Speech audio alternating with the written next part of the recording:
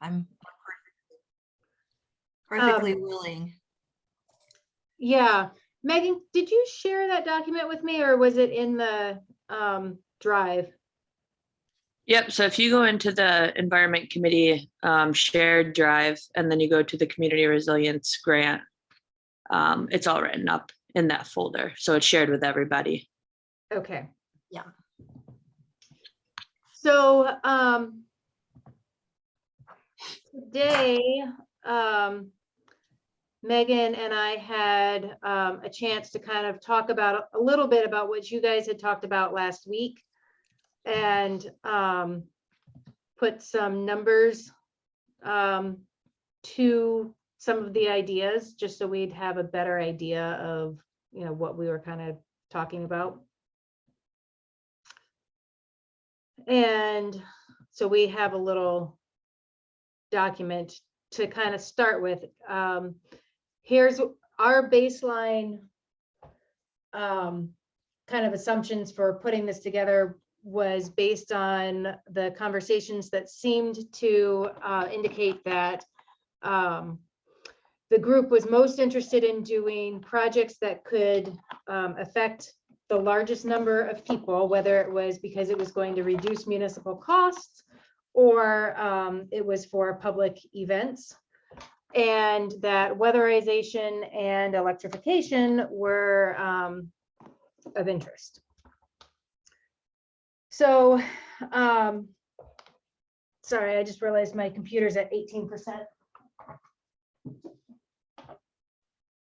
So looking at the ideas of that sustainability fair, I put together kind of a rough estimate of what it might cost to rent space for a full day event that would include lecture rooms, so that we could have breakout sessions and seminars, maybe hands-on activities like how to build window inserts, and perhaps we might even be purchasing materials so that somebody could come to the event for a day and learn how to make their own type of window insert. We kind of just put together a whole bunch of different ideas, and then also included staff time, because we may need to, staff would probably take at least 160 hours to work on putting together this type of a fair that has speakers and events and things like that that are associated with it. So rough estimate on that, without much refinement, is about 28,000. We have a raffle item, which might be a small heat pump, or we could come up with something else. This is just a kind of a budget idea. And then a poster competition, if you include prizes, that might cost about $2,000 to do. And then hosting window dressers. I think that I had about $1,000 in my notes between Dan and Cheryl when it came to, it was not much to rent the hall, but then there was some trips back and forth with a truck, and maybe some extra materials and things like that. So I put a wild number down of about 1,000 for that. Yeah, also with that, it also depends who's going to do the measuring. If you're going to be doing measuring and charging staff hours, that could add another big chunk. Okay. Also, food too. Oh, for the window dressers? Yeah, if we host a window dressers this year, we'd need some kind of lunch or something for them. Okay. Yeah, like one lunch. We had volunteers. Say that again, Dan. Probably, yeah, just a lunch every day for like 8 people. Right. Okay. So we can certainly increase that budget and then kind of play with it. I spoke with Will Biberstein at UMaine for about what it might cost to rent out Wells Commons. And it was actually significantly cheaper than I originally anticipated. So that space rental of 10,000 is a little high. So all of that could kind of be played with. So then knowing that that is a chunk, but not the full 50,000, we tried to put together some additional ideas that you guys had kind of talked about that might have that $19,000 spent. It had been proposed before to do a baseline energy assessment for municipal buildings. Cheryl, you remember that from the budget season last year. Yeah. I think we put in a rough number of 25,000 or so for that budget. I don't know if was an accurate amount. Switching over to LED lights in the town office and public safety buildings, that could be a project. A level 2 EV charging station in the Pine Street lot. We could probably do a couple of those.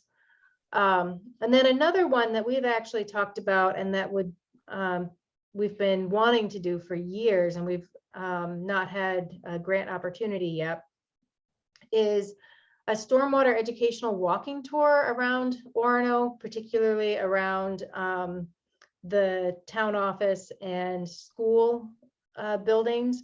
There are examples of almost every type of stormwater infrastructure that you could possibly want to find in that area. And you could also really hit what climate change does and extreme weather events and how that affects infrastructure. And I think that that's probably about 10 kiosks or so, and they're about $1,200 a piece. So I put a guesstimate of about 12,000 in on that. Val, also, when we do all of these things, is there a way that we can build in childcare for people that want to come and have a place to put children? I think along equity lines, I think it would be a service that we could do. So the world is your oyster, Cheryl. You guys can tell us what you want this to be and to look like and where you want to spend the money. We just tried to put together some ideas in terms of what you guys talked about last time, what budgets might be, so that you had a little bit more traction to start your conversations. A separate idea that would reduce the energy usage in the, so reduce municipal costs. The HVAC system at the public safety building, the controls are fine, but the mechanical system is not listening to the controls. So you're either freezing to death or you're boiling. And it could be summer or winter, and you could be freezing or boiling in either season. So that would be about $45,000 to $50,000. We'd have to replace new condensers on the cooling side. We'd be replacing Freon with a more efficient refrigerant. And then on the heating side, we'd be replacing some pumps and mixing valves. So that is a far less sexy project. But it's definitely, it's a project that's going to eventually need to be done. And it can reduce municipal expenses and then also not charge for that capital expense when we do it. But that's kind of what we just wanted to give you guys some things to think about, and then you guys tell us which direction you really want to go from here. Good. Anybody have any thoughts? Yeah, can you give us the overview of the grant program again? It's like it's like twice a year for the next, what, 2-3 years or something? And each time it's 50,000? So I believe that it is twice a year for the next 2 years. This, in the September round, we're intending to apply for the regional project phase 2 funding. So not much of an opportunity there to kind of get the funding.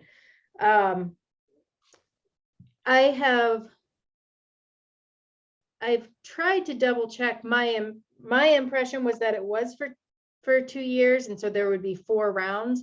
I haven't seen a full confirmation of that 4 rounds, but I have heard that from a couple other people.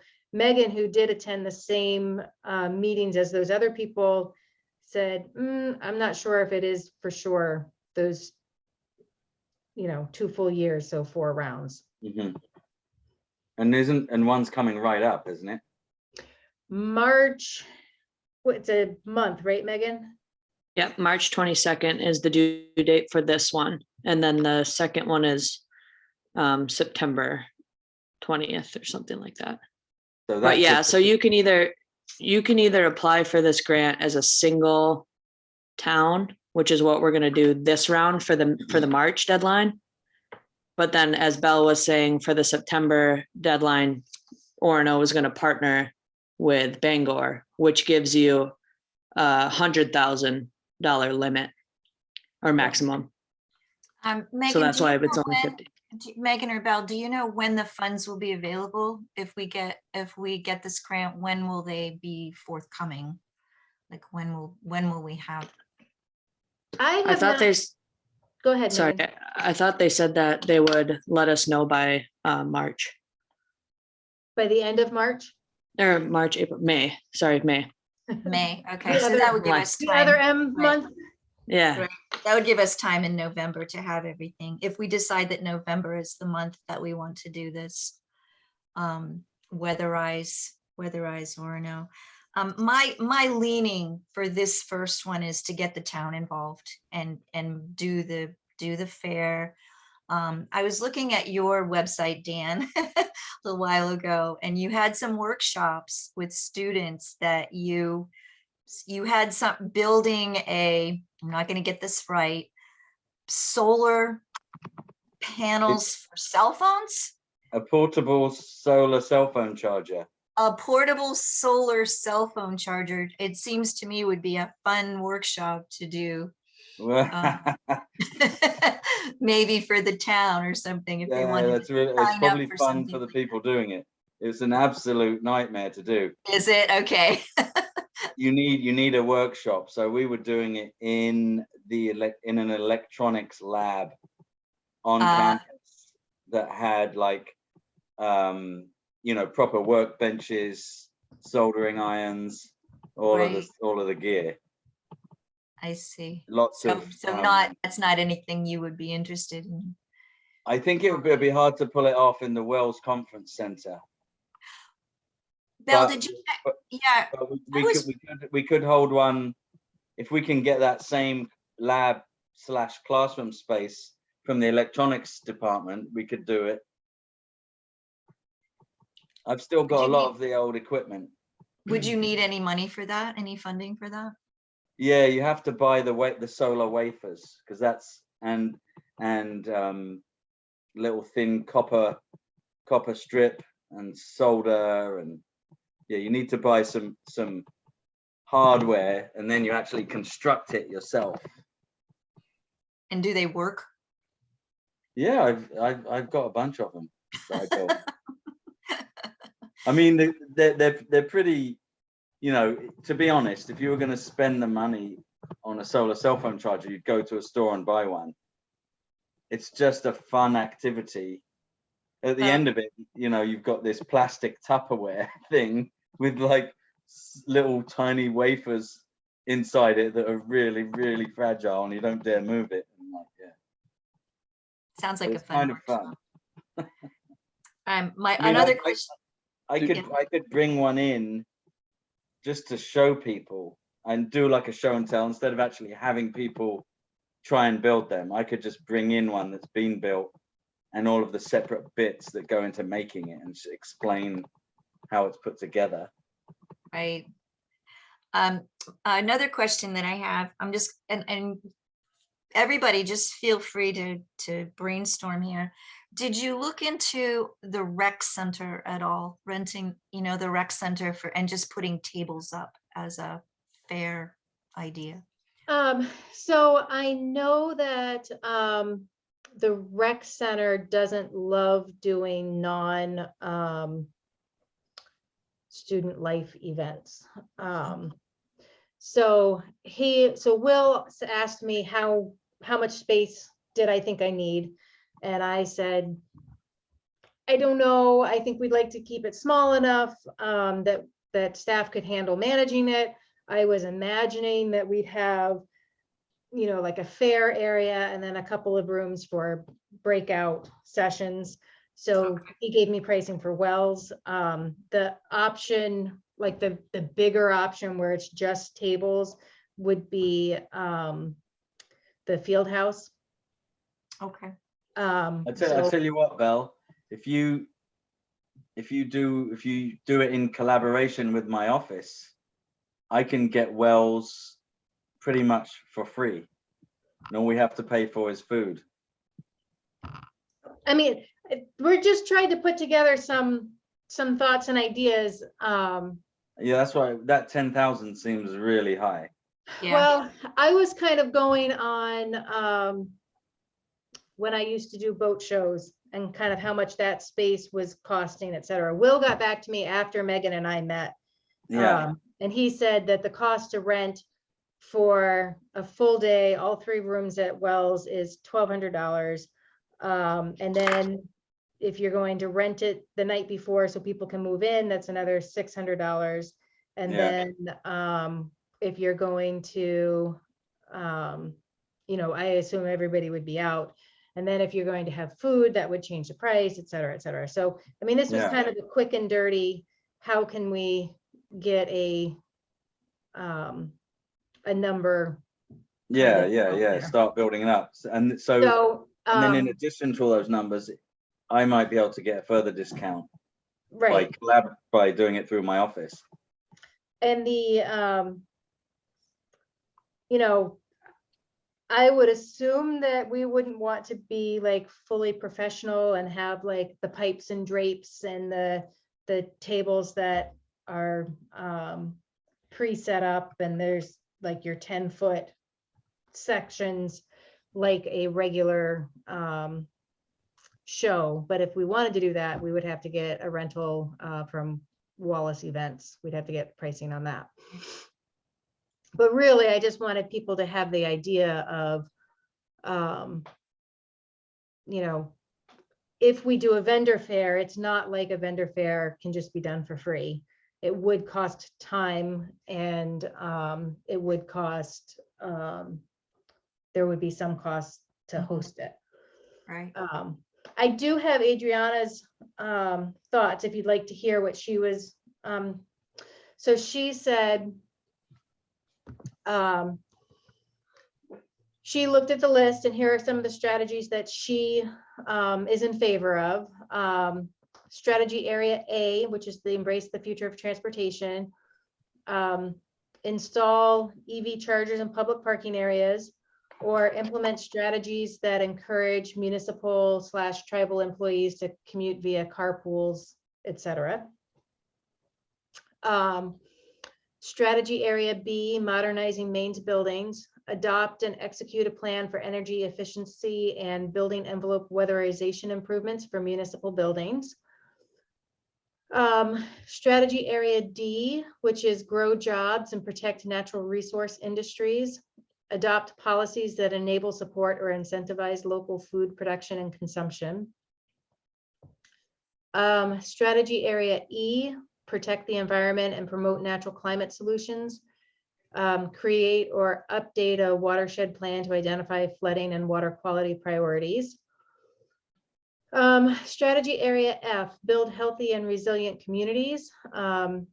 F3, which is develop or enhance early warning systems and community evacuation plans. F9, map sea level rise projections in the local or county EMA hazard mitigation plan. And F10, require consideration of sea level projections and impacts in the planning and permitting coastal development. And then strategy area H, engage Maine people, establish or recognize an official committee of community stakeholders. She built a website and then didn't get a grant that would fund the domain name for the website, which, you know, it's pretty minimal. So that's already something that's built. And then initiate a community bulk purchasing program with a vendor or vendors to provide low-cost equipment such as heat pumps and solar for interested residents and buildings. And I will quickly share my screen and show you her. This was her website. Right. I think the heat pumps, in keeping with a weatherized Orono theme, I think that last one was a good suggestion. I'd like to see, and I'd also like to see, I don't know if we can use this money for that though. That's my other question. Also, so you can do like a bulk buy program so that people could, so there would be an additional discount. That they point to Portland's Electrify Portland. Electrify Portland, yeah. Yeah. And Megan and I tried to look that up to see how did they spend money. And you know, because are you doing a bulk buy program and then people just purchase it from you? And so it's just you need the initial money to start the program, but it would be like a revolving pot. And we really couldn't figure out how they were spending money necessarily in that. We'd have to make actual phone calls to find out what they were doing with that. Okay. I've got a question. I know that we're looking to do this regionally with Bangor and other towns in the fall. Is that correct, submitting this? No, this is just That's for Orono. But is there there's a similar one that you want to be working with So after this, correct? so the regional climate adaptation planning RFP has gone out. Phase 1 is a greenhouse gas inventory for the entire Bangor urbanized area, of which Orono is part of. And task 2 was vulnerabilities to identify community infrastructure vulnerabilities for all of those communities that are part of the urbanized area. That's in phase 1, and that phase 1 is funded by BACS, which is the Bangor Area Comprehensive Transportation System. They get state and federal dollars for municipal planning, kind of around transportation stuff. And greenhouse gas and vulnerability studies fits very neatly into that. Okay. Phase So there's 2, kind of a, sorry, So- one thing that I'm, I guess, concerned is that if there's another round of this that's going to be on a regional basis, putting in for funding, that we're not kind of, there should be, of course, connections, but we're not like asking for the same thing on a regional level. And Right. then asking for the town level. So I know that it's in the future, that potential round. So I'm just worried where we might do that. Yeah, phase 2 is more of a visioning and kind of you imagine what happens if we have 200-year storms back to back. How vulnerable is your community to that type of scenario? And that is that's the phase that we would apply for this funding for. So we tried to steer away from, and in fact, we put on that list of community projects that the state put out and said, if you do any of these types of projects, then there's no local grant, no local match required. We put notes on those saying this is part of that BAC's future project. Belle, can I ask you too, along Ben's line of questioning, is there, I don't want to apply for money that's going to be coming as a matter of course, like, so if DOT and Efficiency Maine have some funding or some supplemental funding, or the state for EV chargers, right? Should we fund those if that money is coming in the future?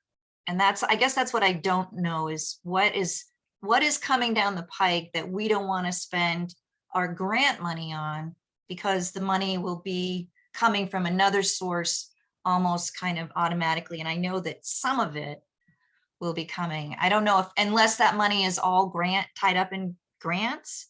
Dan might have a better idea. I don't know of any current programs. Yeah, I would say that Efficiency Maine released these EV funding grants on a semi-regular basis. They've been doing it for the last few years, but they Right. don't typically fund 100%. They usually provide a match. It's usually a 50% match up to a certain amount. So when I applied, it was 50% match up to $4,000 per plug. Right. So I applied to put in 4. So they agreed to put in 16,000. I had to put in the other 16,000. But what about the infrastructure? What about the electric infrastructure, the 95 corridor, and all of the money that, or all of the Maine won't wait plans about getting that corridor up and running? Yeah, that's I don't know whether they're going to be fully funding things. So the money that I'm pretty sure the money I got came from the Volkswagen settlement. Okay. And I think this corridor money, they're probably going to try and distribute it in a similar manner. I don't think they're going to say, here's loads of money, go and install stuff. They're going to say, you know, submit a proposal indicating good locations, explain why, and then provide match. And if we have that opportunity, then we can do that as those grants kind of roll out. Well, also what they're also saying, if you, in the introduction page of that spreadsheet that you guys put together, you can see it says community action grants may be used to augment other state funding opportunities such as Efficiency Maine rebate programs. However, applicant must demonstrate that the other source of funding has been or will be maximized before funding from the community action grant is allowed. So if we want to put in 10 charges and they say, okay, we'll give you half the money, we could use the community action grant for the other half. Okay. So it could be used that way. Right. But again, you're right, you know, it's future money that we don't know we're getting yet. So you'd have to have a Efficiency Maine grant accepted at the same time as you get this community action grant application rolling. So the timing would have to be pretty critical there. So yeah, that might be difficult. Good to know. Can I just say Jeff Wingard is with us. He hasn't been part of our meetings, but he's another counselor, and just want to introduce Jeff. Do you know everyone here?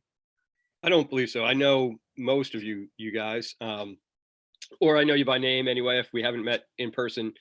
So I'm going to quietly learn, and I've been reading and trying to absorb as much as the material has been in the drive and online. So I'm happy to be here. Thanks. Do you have any thoughts about what we're talking about with anything that you? Well, I think the idea of a community day to invite people in to have them do something as well as learn sounds fantastic.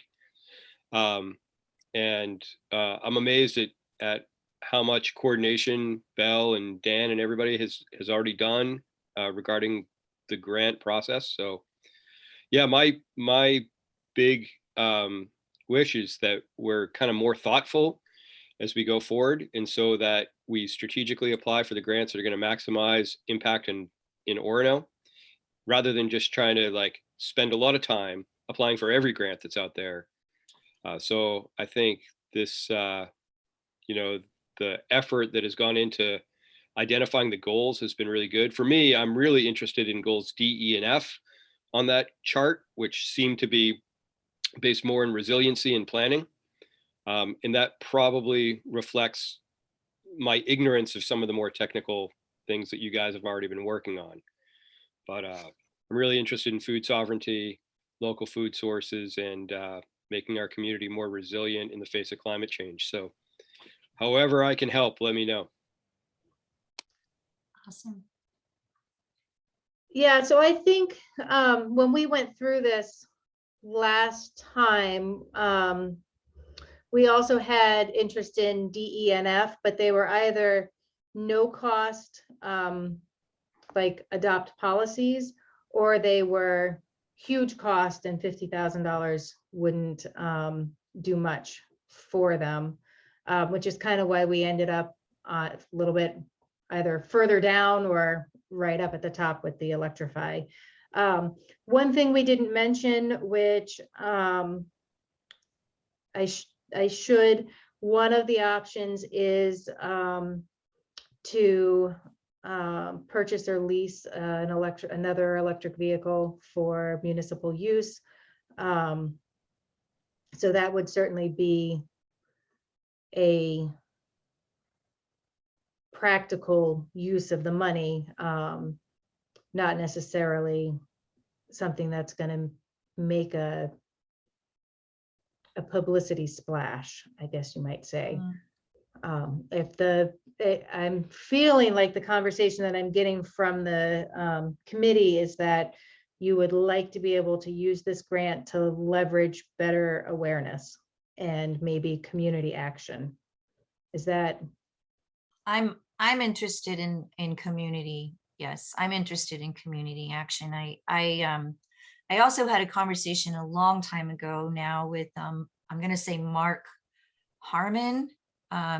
Maybe you know him, Penobscot Energy. It was a long time ago. I don't have my notes in front of me, but they did a weatherize Bangor much like this a while ago, and so he has organized, is Penobscot Energy something, Penobscot something.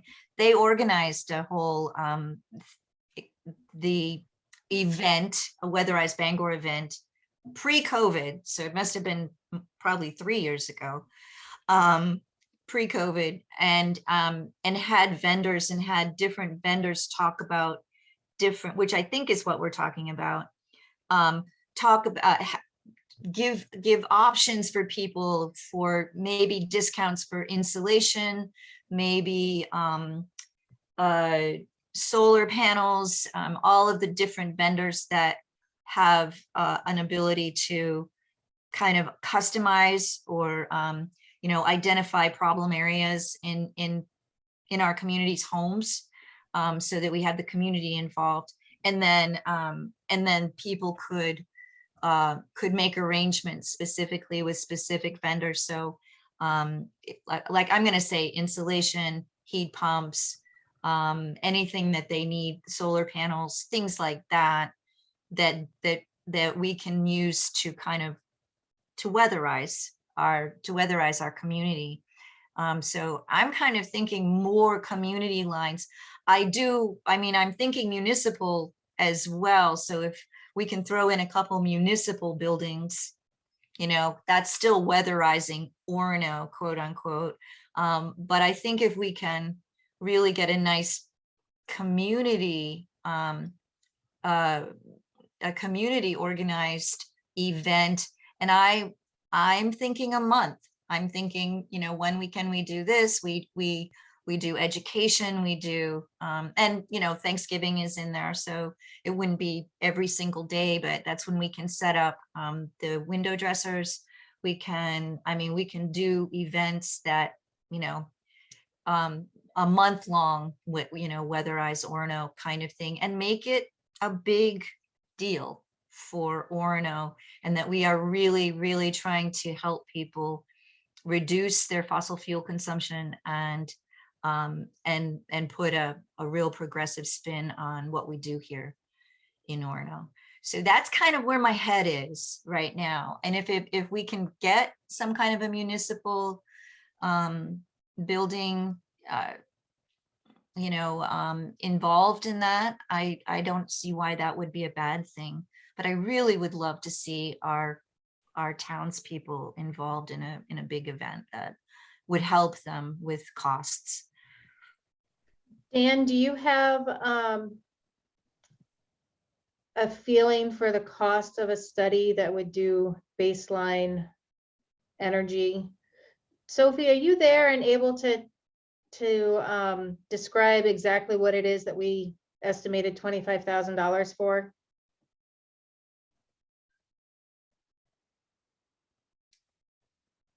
Maybe not. Yes, she might have stepped away. Yeah.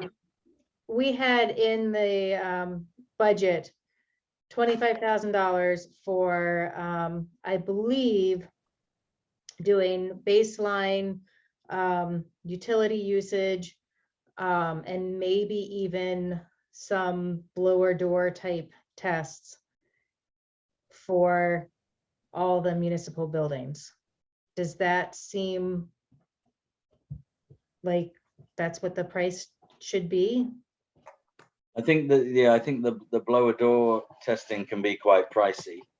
If you just wanted to calculate energy usage and emissions from that energy, all you have to do is gather the bills.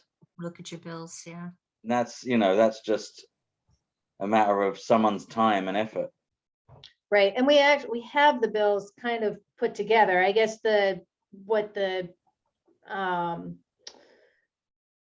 part of what that cost would buy us is the expertise to say, for this size building, you're using far more electricity than you should, or whatever. That's my kind of feeling for what that $25,000 was going to buy. But I guess what I could say is, if Megan and I got, you know, some direction from this group that community events are important, and perhaps that baseline study for the municipal operations, you know, I love the idea of this, you know, stormwater and climate change, climate education, permanent walking trail out there, because that's one effort, but kind of 10 years of information that's out there. But we could, if you guys gave us a list of projects, we could go research and get you better pricing. One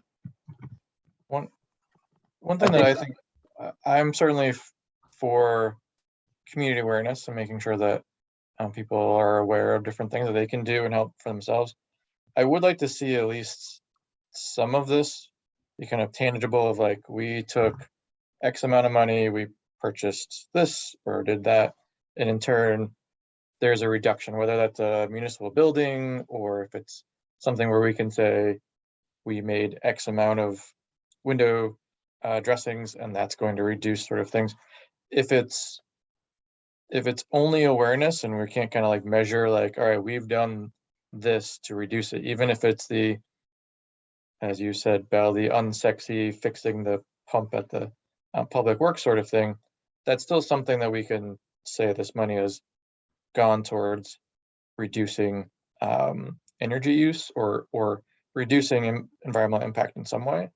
And I think that could be a good thing for that kind of community awareness. Like if we're able to say, this is what the town has done with proceeds from this grant, and we've reduced our electricity bill because we put in LED lights in the town office, something like that. That could be kind of a good jumping off point for these community awareness stuff. But I think there needs to be some component that we can say that there's a tangible sort of reduction in energy use or impact on the environment. Yeah, I think you could, 50,000 is quite a bit of money. I think you could do a lot with that. I think you could easily put in, well, not easily. I think you could put in maybe two level 2 chargers in the downtown lot probably for like between 15 and 20,000. Then you could make a bunch of window inserts if you collaborate with window dressers, and spread them out around town. You could do a community awareness event, and by collaborating with my office, I'm sure we can get the price down for the space rental quite a bit.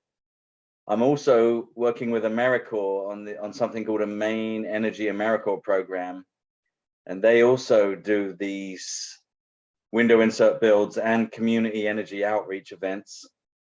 So that could maybe be combined.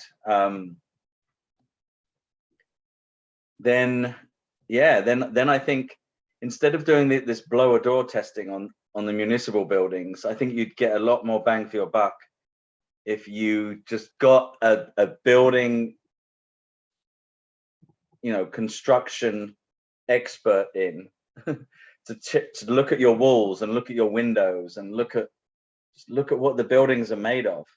Because you put the blower door thing on and you blow air in and you get your infrared camera and you see where air's leaking out. Then even after that, you still have to get someone in to come and look at the building and say, this is what you need, this is what you have, this is what you need. So you could skip the blower door part and just go straight to that. And that would be a lot cheaper, because I think those blower door tests are typically, it's a fairly specialized piece of equipment. And I don't know how well they work on a really big building. I know they work well on a residential home type scale. I don't know if it would work on the fire station, or the town office. I think it'll be more complicated. I think you'd be better off just looking at the walls, getting someone to go into the roof, see how much insulation you got up there, examine the walls, see how well they're constructed, look at the windows, and then you can figure out, where is there any real weak spots on those envelopes, Would you just pick one municipal building to start, or would you be thinking all of them? Like if you hire someone to come in and do that project? It depends how much they charge, doesn't it? Right. If maybe we could do a deal with them, get them to come and assess all of the major municipal buildings for like 5,000 or something. Probably be more than that. Well, I don't know. I mean, if they charge $50 an hour, that's 100 hours. If they charge $100 an hour, that's 50 hours. I don't know. Right. How long would it take? Right. I guess that would be to look for that. Do you have any vendors in mind who do this that we could reach out to? I do not, but I could look into it. Okay. Belle, are we doing, we did have an assessment done of Keith Anderson building that indicated a need for insulation in the attic about 2.5 years ago. And we do have some kind of survey coming into the public for the public safety building. And then we're embarking on this kind of use discussion of the other municipal buildings. So it may be that we're turning up some of this information in other ways. So we may not have to do a full assessment of every municipal building. Yeah, so I was definitely thinking as we were talking about what buildings in the town might have some of these, solid, unsexy, but practical projects. And the ones that definitely have needs, like the Keith Anderson building, I knew had this use assessment out there, and I wasn't sure if the community, if we wanted to spend grant money, kind of limited grant money on a building that we're not sure how we would be using in the future. So that's why we did the public safety building. But you're right, there's a bunch of different assessments out there. And that's why I really hope that we have another bite at this apple next year, because we will have more information and probably more ways to spend the money.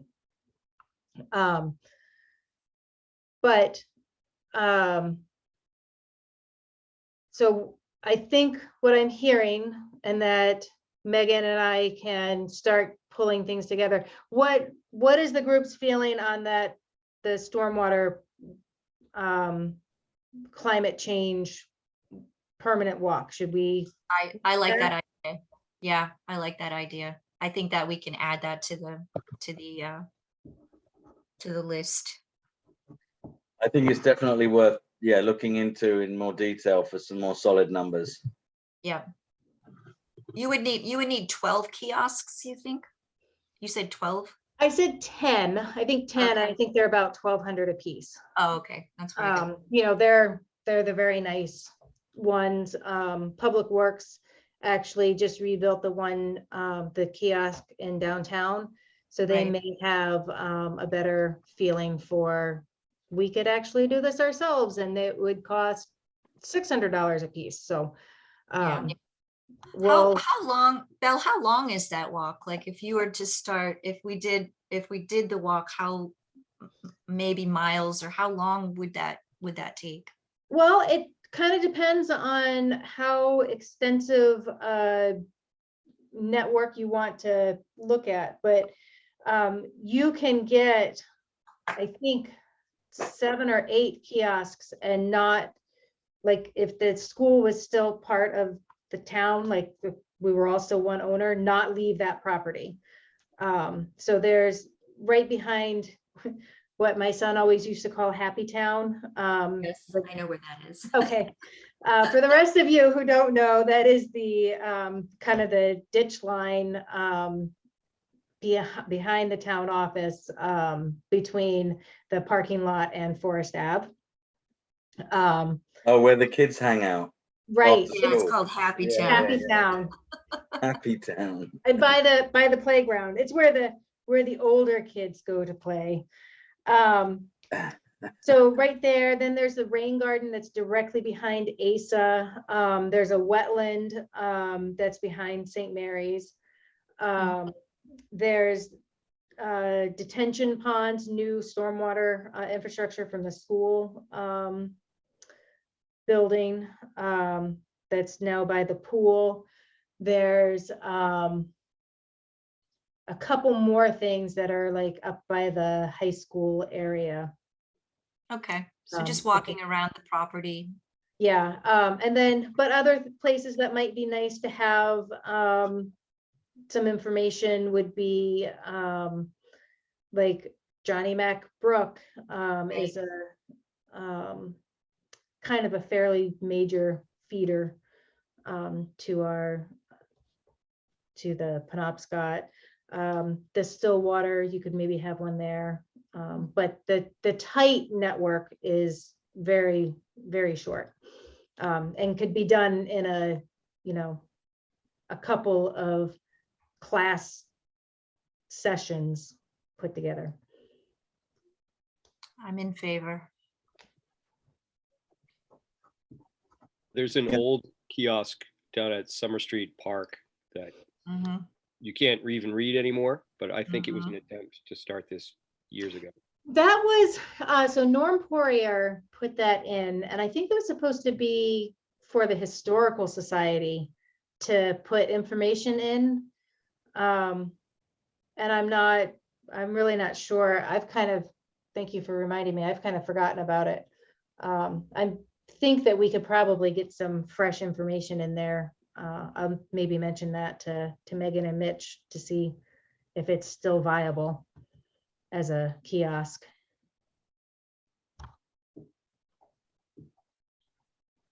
And the other, and if you guys, I mean, I don't know, have we decided what we want to have Megan and Belle work on? Have we decided? I mean, I'm always going to be in favor of the community event. So, and getting all of our townspeople involved. I think that there's more money coming, so we can work.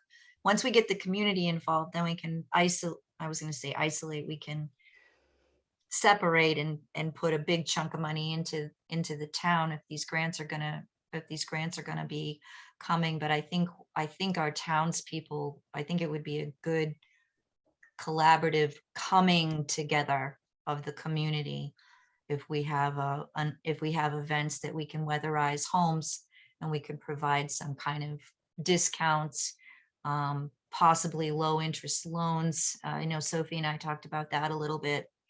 I don't know if this grant money would be good for that, but I mean, if there's money, if we have something that we can get the community involved in, and then focus later on other like municipal buildings and things like that. But I like the stormwater walk. I think that's that we could even do a whole ribbon cutting event or something like that for that, and getting, I mean, that's going to be always going to be my my go-to.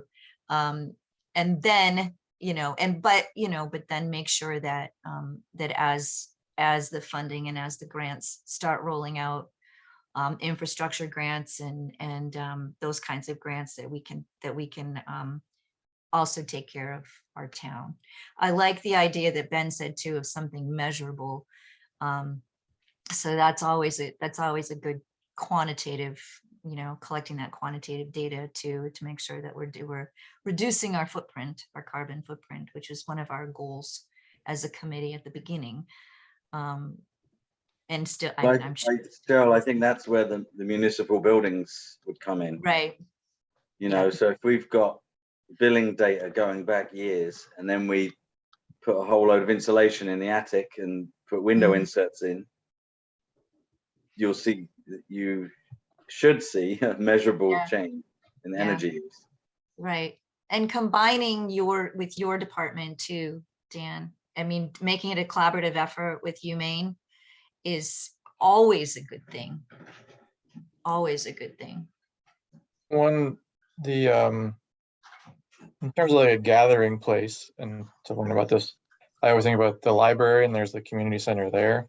I know that's not Wells in terms of space and size, but it might be kind of interesting to look at.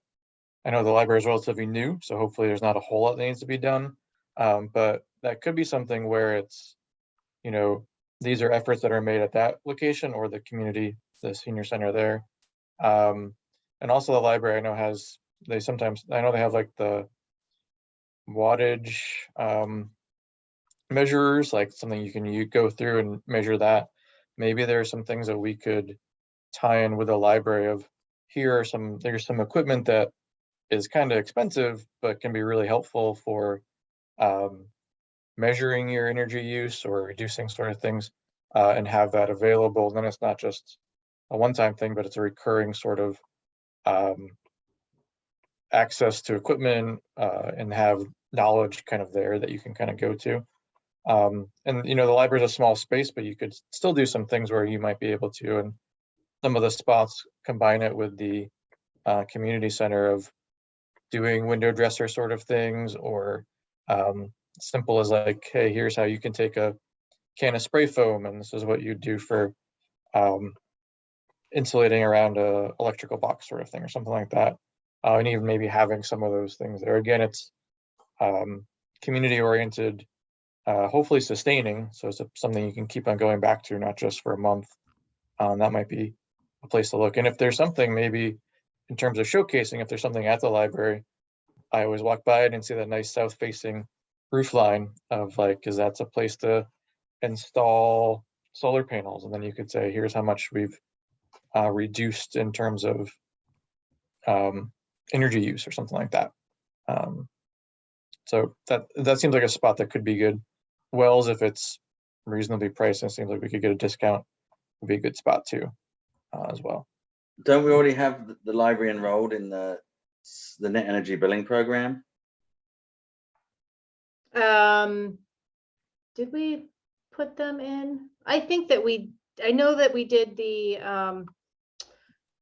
I can't remember because we did so many versions of that, Dan, but we have for sure. Yeah, we'd have to check to see if that Yeah. was on the But I list. think that they are on the net energy billing. So that's the purchasing solar, commercial solar power. That's the one in Old Town, or the Yeah. yeah. Okay. And I know that somebody at some point looked at putting solar on municipal roofs. Sophie met with them. I would have to circle back with her to find out. I remember that the answer was, it's not super efficient. You wouldn't be able to get much of the needs from a rooftop installation because they're pretty high users and relatively small roofs. And that the commercial installation was a better option, but I will find out from her for sure. So I have a list of things that Megan and I should kind of look at and see how we can put together in a $50,000 bundle. And that is a building assessment, the stormwater walk, the vendor fair and conference, window dressers, and maybe Cheryl and Dan, you guys could help me with putting together some pricing on what it is that window dressers might be able to use to better support the program in Orono for a budget. A bulk purchasing program, so maybe we are able to buy 4 heat pumps at once and that makes it cheaper, and then when people buy them from us, we can then keep turning over that same dollars. WPCF did LED lights with Efficiency Maine, and that's still a program that's out there, so we can do a little bit more research on Efficiency Maine and LED lights at the town office, and perhaps the public works, or not public works, public safety. EV chargers, I feel like that's a pretty fixed price, or not fixed, it's known. And then community equipment, I'm rethinking like a thermal imaging camera. Does anybody have a good feeling for what might, hopefully small items that would be good to put up and put together as maybe something that the library can host? It can't be huge because they don't have much space. Yeah.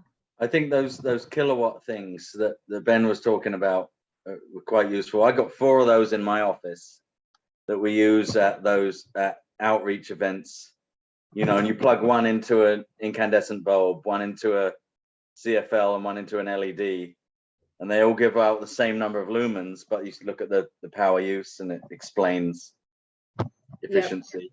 They have those, the library has those already. Okay. As kilowatts, but I'm thinking, like, I know when I lived in Bucksport, a friend of ours had one of those thermal imaging cameras, and he brought it to the house, and it was, you know, November or whatever, and we could see around all the windows suddenly, like, these are the hot spots in your house, and Yeah, you've got some leakage right there. the windows are the least efficient part of your building envelope. Yeah, they're quite expensive. If you want to get a good one with decent resolution, I think they can be up to like $10,000. What would That is you, not something I'd necessarily want to lease out from the library, but Yeah. Yeah, I think they're pricey. for good ones at least. We could ask someone. Have you heard of? I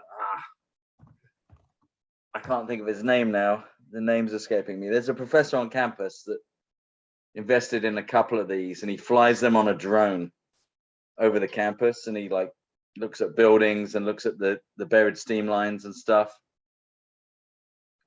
Can we get a drone? Hess. His name's Hess. Is it Carl Hess? Does anyone know Professor Hess? Anyway. Is it is his daughter were they part of the after school program? Not Abby, sure. Addie Hess. Yes, I do know who he is. So there's two Hesses. There's the father. Right. There's the father of the younger Hess professor. So there's two Professor Hesses. Okay. One's But older, he has one's a younger. drone, but he has a drone too. I think it's the younger Hess who flies Okay. the drone with the heat camera on it. Okay. Is it HESS? Yeah. So I see a professor of physics and astronomy, Samuel Hess. And Yep. Wilson Hess, it's Sam. part-time. I think it's Sam. I think it's Okay. Sam. Yeah, I do know him. He is the one. He could tell you all about those cameras. He's very, very knowledgeable. Mhm. I just did a quick search. I think there are some that are quite expensive. I'm sure they're better, but there are other ones that are in the hundreds of dollars. I don't know if those would be for the home user sufficient or really just they're not really what's needed. I'm not sure. I don't know. Yeah, you want to be careful. You might not want to just buy something that's basically useless. Right. So Yeah. Bill, what would you want the imaging cameras for? Would this be for like public works, or what would you use those for? So this was, to Ben's idea about having some equipment at the library, like the kilowatt, that somebody could check out and then use okay. at home. So I was just thinking, what type of equipment might that be? Really the only thing that I know about would be like a thermal camera, where if it's Yeah. red and it's cold outside, you've got red spots on your house, then you probably have heat leakage there. I mean, that's what I can imagine. I don't know if there's other pieces of equipment that might be useful. So I guess I'm asking kind of that question. Yeah, I can't think of anything apart from where do we use all of our energy? It's electricity and it's heating. Yeah.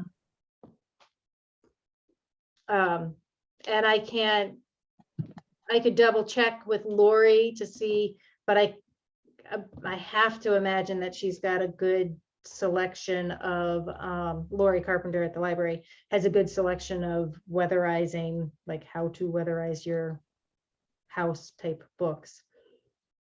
And if she doesn't, maybe we could order some for the library. Maybe we could contribute something to the library for those kinds of material for people to check out and have that be part of our Weatherize Orono campaign. Yeah, it'd be good if to find a resource that sort of took people through a step-by-step process of evaluating their own house. Right. Yes. Like go into your own attic and take a look at the insulation up there. What type is it? How thick is it? And then figure out the R value, and is that enough? Things like that. Right. Exactly. Yeah. Exactly. Is there any way that our big apartment landlords can get involved? I know I don't want to start a new conversation because I know we need to get going, but for weatherizing apartments where people don't own their homes, right? Apartment buildings or things like that. We do have a lot of them. Yeah, I'm just thinking about outreach. You could do outreach. You could include outreach to them as part of your program. Well, we can figure that out later. I think in a, but do you have enough to work on? Do you feel like you have enough to work on?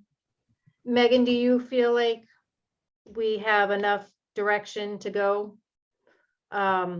We are going to have to, you and I will have to do a couple weeks of research and then come back and make sure that we have a tight package to write for the grant application. Yeah, yeah, we definitely have enough, that's for sure. So I think it's just kind Narrowing of down. picking, right, kind of, you know, it'll just be narrowing down even further. Looking at the sustainability fair kind of as one chunk is kind of how I'm visualizing it. And then maybe 2 more projects that would go into that with the remaining 26,000.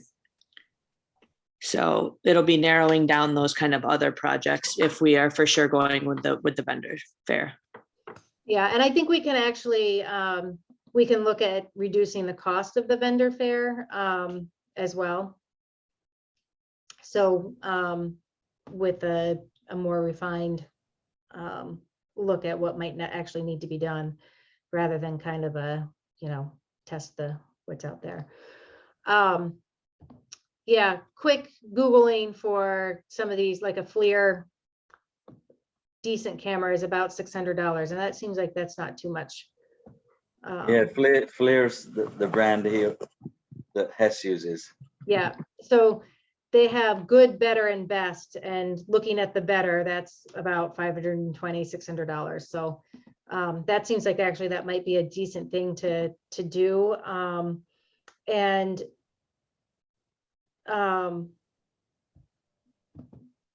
I'd like to do a little bit of research to see if somebody already has out there a walk through your house guide without having to hire an expert. Right. And if somebody doesn't already have that, then we could kind of throw a number at hiring somebody to write that for Orono as a basic. Can I ask just one more question too, Dan? How far in advance does wells need to be reserved? It just depends on availability. Some people have it booked a year ahead. Yeah. If it's available tomorrow, you can book it for tomorrow. Okay. So Cheryl, I'm actually thinking that October might be a better time to do like a vendor fair and all that. It's cold enough where people are starting to think about it. But Okay. we could get kind of the word out about window dressers ahead of the November build. We don't have a date yet either. And Dan, I need to talk to you about that too. about Okay. the- But November is starting to get a little bit late. So if somebody has learned some really great ideas about how to weatherize their house and they're like, yes, I'm totally going to go do this. October, you might have the temperatures to do some of it outside without it being painful. And then you never know, you might still have your planters out in November, because I sure did. But it could also be a cold November. So you never know what you're going to have. But I'm thinking You talking about doing a window insert build outside? No. I'm talking about, you know, if somebody goes to this vendor fair and they here's some ideas of things that you can do to tighten up your building envelope. Go outside and from the outside, if you see cracks, from the inside, if you see cracks, that kind of doing projects that might be kind of outsidey type projects. Yeah, it might still be harder warm to enough. do. Yeah. Right. Yeah. But no, I would not want to do window dressers outside. No, No, you can't do it No, outside. it's I don't think that would work too well. No. I can just imagine the wind catching that plastic as you're trying to stick it to the double-sided tape. I have to say though, the people that have got these, I mean, Dan, you've been a champion of this for years now, but some friends of mine have put them in and they're amazed. I mean, they're Yeah. just amazed at the money that they're saving and the then It's the how comfort. they're amazed at how nice they look. Like they're just like, wow, like they just didn't expect this. I don't even notice that mine are in anymore. They just look Yeah. like windows. The thing that got me was one day one day I was sitting at my kitchen table working, laptop, got really cold feet because there was like air coming down from the window, you know, flowing across the floor. Then I put them in, I think that night. The next day I was sitting there and I was like, wow, my feet aren't cold anymore. And it really is that much of a stark difference. You notice it immediately. Yeah. It's pretty cool. Okay. Yeah.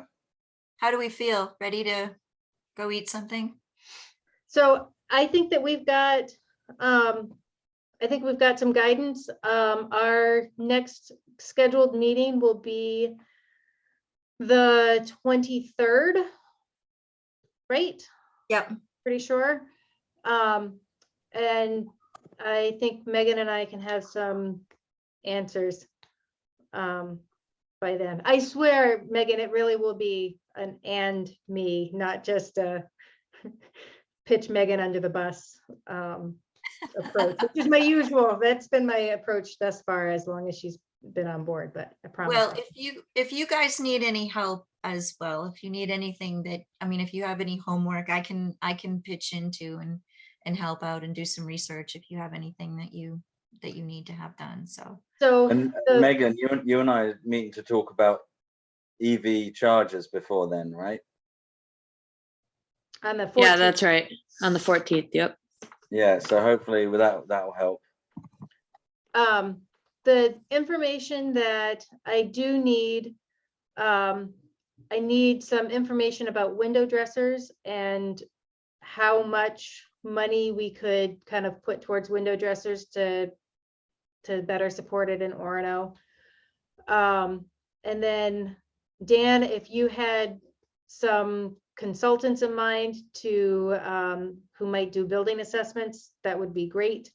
If not, I will, and not if not, but I will also find out from Sophie where that $25,000 number came from and what it included. Yeah. Yeah. It'd be good to know whether that was mostly for blower door work or if it was for something else. I think that it was for, I think we got it from Sebago Technics, which is an engineering firm. So I suspect that it was more of a look at the numbers, then look at the infrastructure. But I don't know that for sure. So we'll find out. Yeah, that'd be good to know. So those are the homework programs, and then Megan and I will meet probably tomorrow to talk about a strategy for other things. throw some money in there for marketing too. Yes, I mean, that was part of our really big budget for that vendor fair. So we'll refine that. Okay. All right. All set? We good? You good? I feel like we have marching orders.